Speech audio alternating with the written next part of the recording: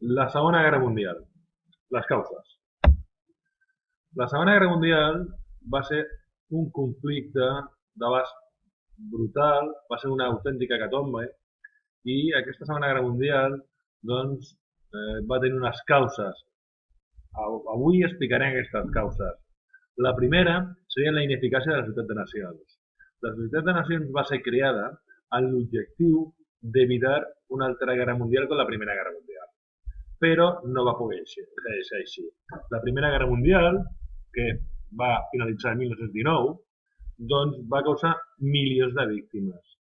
Es va pensar en fer un organisme internacional que tingués l'objectiu d'aconseguir la pau, però aquesta pau no va ser possible per la seva ineficàcia. Anem a veure què va passar. El primer punt hauríem de parlar del crac del 29, el crac de la borsa de Nova York de 1929, el dijous negre. Aquesta crisi econòmica que va esclatar als Estats Units es va expandir com un atacador per tot el planeta. Aquesta crisi econòmica va comportar una greu crisi social i política, com totes les crisis econòmiques. Sempre que n'hi ha una crisi econòmica hem de tenir present que n'hi ha uns efectes claríssims dins de les polítiques i les societats que estan implicades. Seria una de les primeres raons. I una segona raó doncs, serien els feixismes. Els feixismes que van anar brotant en el període d'entreguerres, sobretot a partir del cap del 29 encara més, i feixismes parlarem de Japó. El Japó és un arxipèlag d'illes, governava l'emperador, però en realitat no governava, sinó que governaven els generals.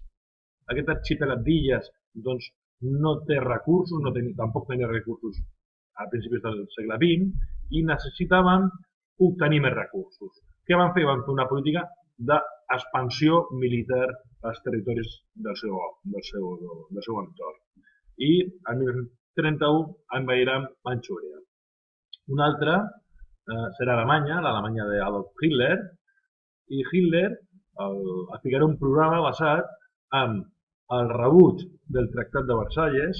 Aquest Tractat de Versalles era un tractat firmat després de la Primera Guerra Mundial, on totes les culpes requeien sobre Alemanya i se li imposava greus sancions, tant econòmiques com polítiques i territorials. Hitler, evidentment, no estava d'acord amb aquest tractat. Un altre és l'espai vital, una teoria desenvolupada per Hitler a la seva obra Mein Kampf, on deia que tots els territoris on hi hagués habitants de parla alemanya havien de ser conquerits. Per tant, ells necessitaven un espai i aquest espai era per ells, s'havia de conquerir per la força. El rearmament i el 1933 abandonarà la Societat de Nacions. Un altre feixisme el tenim a Itàlia, amb Mussolini. Mussolini envairà Etiòpia, la Societat de Nacions li posarà unes sancions que ells es negaran a acceptar i seran expulsats. Una altra de les causes de la Segona Guerra Mundial, la col·laboració entre els feixismes. Itàlia reorientarà la seva política cap a Alemanya, que seria l'única que reconeixerà la conquesta d'Etiòpia.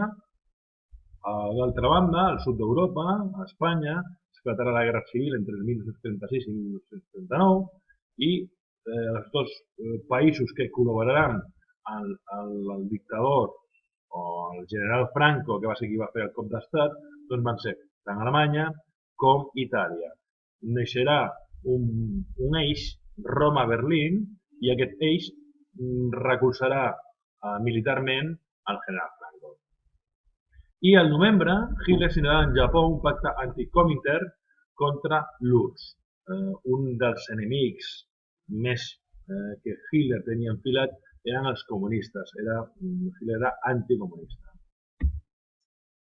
Què van fer les potències europees? Doncs van portar una política de paivagament, és a dir, una política d'intentar no passar res, tranquil·litat, però n'hi anaven deixant fer, anaven acceptant totes les exigències d'Alemanya.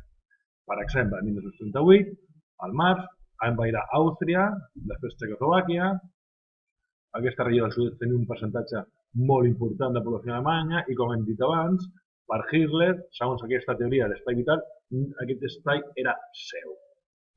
Però el 20 de setembre, a Múnich, s'entrevistaran Hitler per Alemanya, Chamberlain per Gran Bretanya, Daladier França i Mussolini Itàlia. I tots acceptaran les exigències de Hitler i a més acordaran la cessió dels Sudets a Alemanya. Finalment, acabarà Hitler envaint tot el país. Es quedarà en Àustria i en Txecoslovàquia sencera. El detonant del conflicte va ser la conquesta militar, l'ocupació militar de Polònia, que era el territori que volia.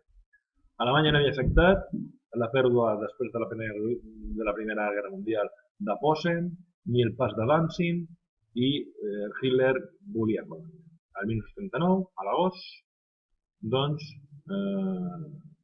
Polònia tenia uns acords signats de defensa amb França i el Regne Unit. Alemanya comença a preparar aquesta invasió i signaran uns pactes secrets de no agressió a l'ús, el seu enemic. Per Polònia, signava aquests pactes. Què deia aquest pacte? Que repartien Polònia, sobretot per Alemanya, i URSS, a canvi, obtindria Finlàndia i els estats bàltics. A canvi, l'URSS no es ficaria en el conflicte. Si Hitler envaïa Polònia, no es ficaria. L'1 de setembre del 39, Alemanya envaïa Polònia. Hitler esperava també unes polítiques de pagament per part de les potencies europees, però això no seria així, perquè, com hem dit abans, Polònia sí que ja tenia signats uns tractats defensius amb França i el Regne Unit. Per tant, aquí s'engeguen les maquinàries de guerra, comencen les aliances i aquí comença la Segona Guerra Mundial.